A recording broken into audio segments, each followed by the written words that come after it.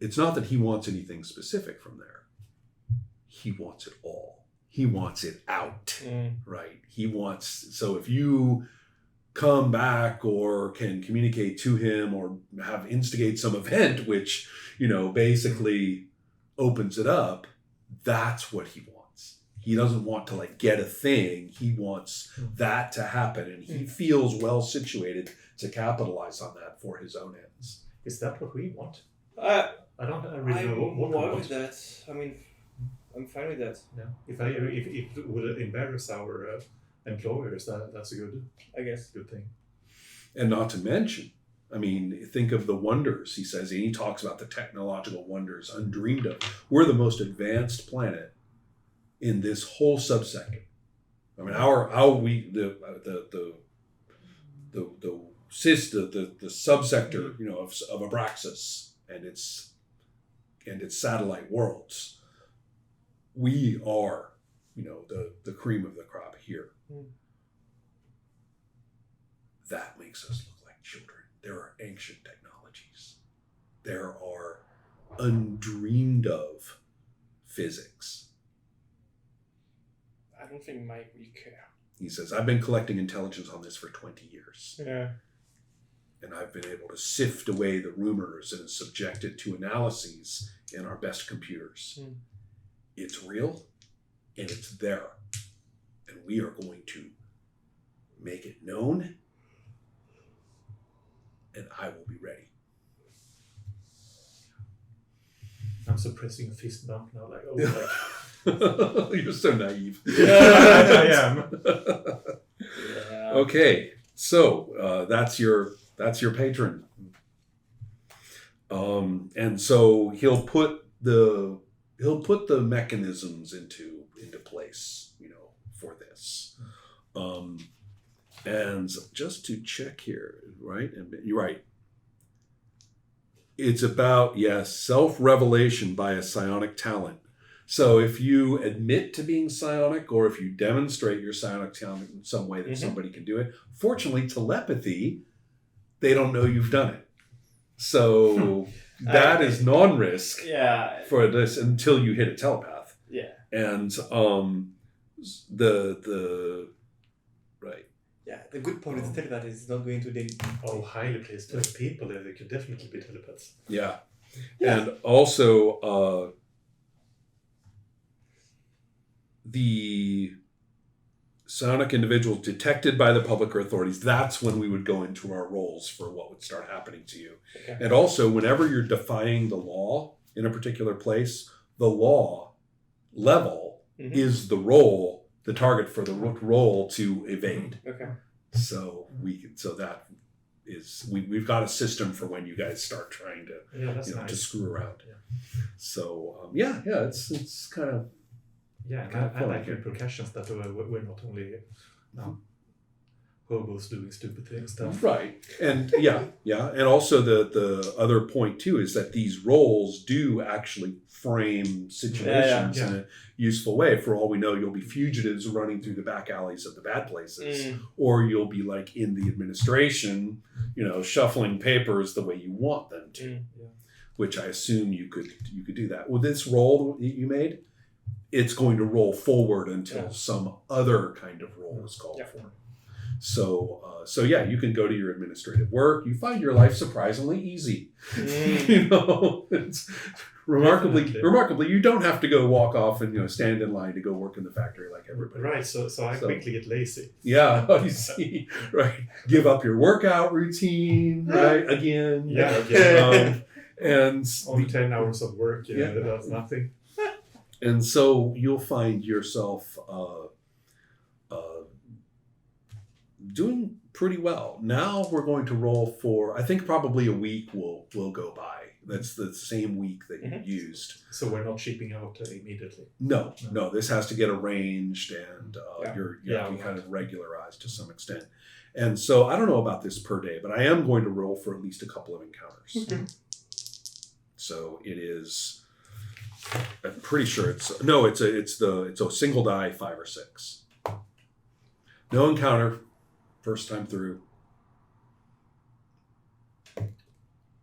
Encounter. Okay, so the encounter that I have ready just in case is where you having nothing to do during everyone else's work shift. But of course, we're very excited about this and talking it through, and you being more level-headed, probably don't trust this Taggart figure as I do automatically. I don't think I care. Yeah, you seem more like a rebel and I mean, think for yourself. and young and a bit stupid and thinking that everybody is okay. You're like you were the star pupil. Right. Right. Yeah, I'm just going to wait for the guy to actually do something. Yeah. In the meantime, I'm just walking. And I'm in awe of authority figures, so. I'm just going to stay in a position where I can act if needed. That's it. Yeah. I'm Nothing kind of more. interested in how things like education work because I mean you guys have some high scores. So I'm kind of curious about how that factors into other things. Yeah, I'm actually maxed out on education. Yeah. So the question. Do we have university on that world? Because you sorry? could just teach. I could, and I have. That's I guess. And so the question is, administratively, you could put him into some kind of instructional position. Yeah, that actually makes sense. So you would have classes and stuff that you're managing, or and that takes a little bit of preparation. You have a training period. Okay. And that gives you a lot of information about this world. Oh, that's great. That actually makes a lot of sense. Mm-hmm. That his placement of you into that position, given your ability, then we can say, oh, you're really not going to have a problem. Talking about authority figures, you're fixing me up and using me as a tool. exactly. Sorry. That's quite okay. I'm only grumbling. I'm never doing anything about it until you point me the right way. So where this will take you then,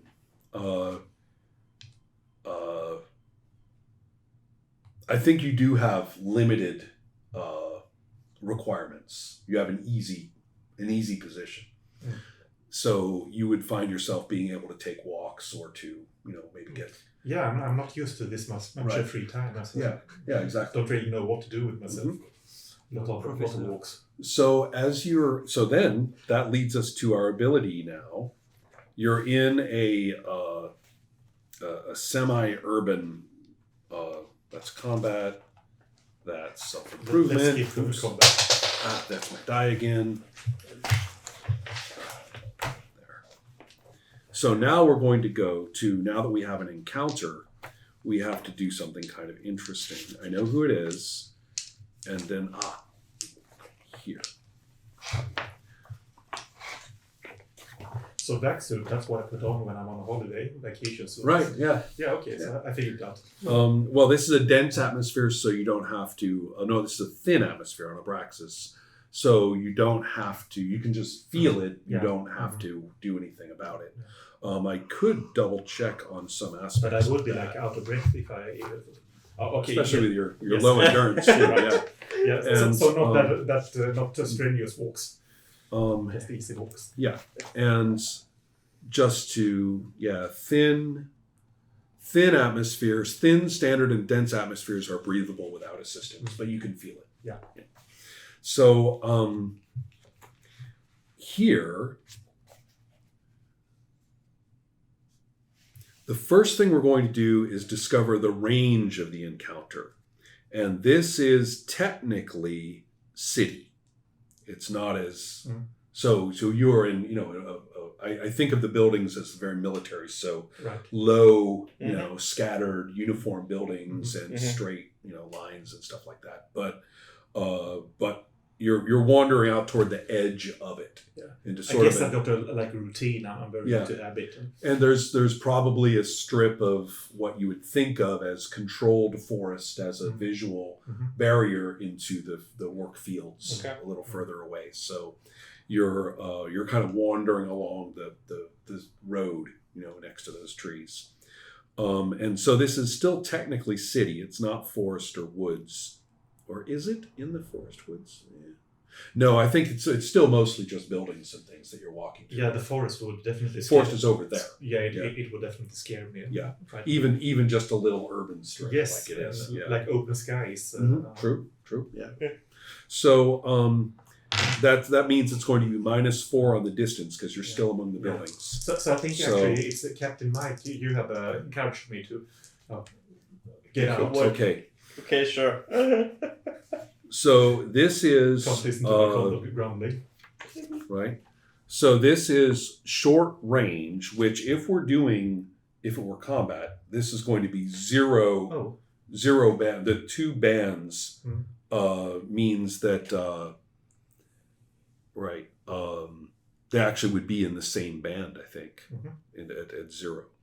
And so close and short ranges, less than place their markers touching each other. If they're at close range, then their markers would touch each other. If they're close, but you're at short range, approximately 1 to 5 meters. So that means you've rounded a corner and come face to face with these 2 individuals, and that they look. They're wearing clothes that are a little bit like yours, except that they don't fit very well. And they've got like really close shaved hair, and so it's 2 men, and one of them, they look really like wide-eyed and scared. One of them has a broken off pipe. The other one has. They are all supposed to be here, right? And another one has something equally improvised, perhaps a non. Actually, I know probably like a broken rifle, and the one with the pipe also. That one has a carbine rifle slung like a real one. And they look in. What what they're doing? They're dumpster diving. They're actually in the garbage, right? And one of them, and they see you. Now the next question is, well, I have to find out. Determine if either party has the element of surprise. Okay, so you don't have leader skill, you don't have tactical skill, so you actually have a bonus for when it's you. Yeah. You have a bonus, but you're not there, I don't think. Roll 1 die. If one party has a die roll of 3 or more greater than the other party, then we have surprise. So this is just 1 die roll. 1 die on 1 die. Okay, you are surprised. I am. Right. And so both parties are considered to be aware of each other. Okay, they are surprised. A party with the element of surprise may elect to avoid contact with the other party. See escape and avoidance. Oh. So they're going to try to get away. And so you from me? Yeah. Oh yeah. They are spooked. Yeah. And the question is, whether they would just start shooting at you or not. But they're not. They're really scared. Okay. So that's so good. Such a relief to hear. The party may always avoid may always avoid an encounter by so stating. Non-character player. Here we are. Which have surprise. Okay. They're not outnumbered. If they were outnumbered, they would have to roll. Okay. You count as 2. And should a non-player character. Right. You may. Okay. No, you're the army. Yeah, there's a different rule for animals, but for people, and if they're not outnumbered, and they see you, you are flat-footed enough in surprise that they can run. They will run, and they apparently, and if you even go and look after them, it's like, where could they have gone? These people are really good, at being where you don't think anybody could be, or having escape routes that you don't know about. Right. Yeah, but that's your glimpse. You got a glimpse that there are, there are fugitives. Okay. Right. So I was just like stupidly opening my mouth. And, hey, you're not supposed to. They're gone. Right. So yeah, that's our encounter. I'll definitely report it to my captain. There you go. Right.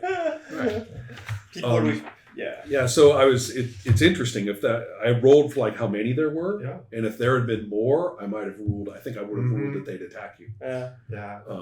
And so, but with just the two of them, and right. And also, I mean, the fact that they're running around with a carbine in this place. Yes. So really, that's. Yes, of course, I would have started shouting for it's it. kind of shoot on sights. Yeah. Yeah. So, for whatever reason, they were determined to stay quiet. So there we are. I think that perhaps kind not of takes only us to my captain, but of course, me being a strict formal guy, I report them. due to him specifically. To him and to. Oh, my so superiors. you will. Okay. Oh, all right. I'm a formal guy. Okay. Used to doing things by the book. Excellent. Okay. Well, that's so you have to explicitly tell me to bend the rules because I don't really get that concept. Right. Sure. Right. Okay. So that's that. Okay. I think. I mean, it's 9:00. Thanks. So yeah. Yeah. I mean, I think I'm starting to get how things flow into one another. I like it. Yeah, me too. And I have enough information to work with. I've got backstory and stuff. This is a nice way to learn the game. Yeah. Yeah. Explore it. Yeah. I enjoyed the obsession. Yeah, it's a nice game. Yeah. Well, sooner or later the bullets will start. The beams will start flying. But I think we better breathe deeply and have a real session for that. Yeah. So we'll try to play next week. Tuesday. I hope so. Yeah. Yep. That's my plan. Yeah. I'm available. Mm-hmm.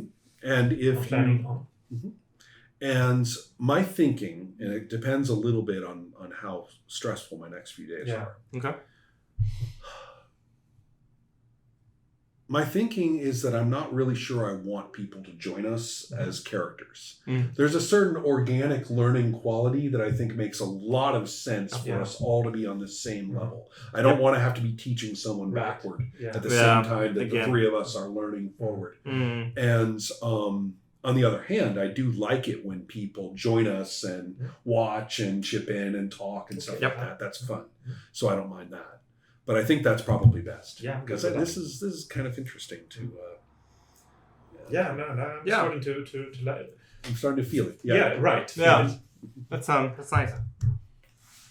Cool. And I'm trying not to overplay it, so as to be like a comic character. But of course, there is something like there's laughable with this guy. There's amusing aspects, and that's perfectly fine. Yeah. But I do like the fact that we're also taking it a little light. Yes. We're not jumping into acting and find a conflict or anything like that. We're just feeling out how it works. Well, I'm happy with this. The telepathy thing will have gone very poorly. This is actually a big deal, right? I don't know. I mean, like it's often like the game. Just use it. So otherwise, you never use it. Yeah. That's. But it was perfect because, I mean, if I'd rolled like a 7 or higher, then he would bite, "You're my guys." Yeah. And I rolled the 6, he's unreceptive, right? Honestly, I have no If he idea had how to been deal with that. hostile, like, he takes one look, gets the wrong idea, says, "No, you guys are obviously traitors." He's hostile. Then that telepathy probably would have been called for to change his feelings. Yeah. So with the risk, though, because unlike he then might suspect that he got manipulated and you would have to worry about administrating your way out of it. Yeah.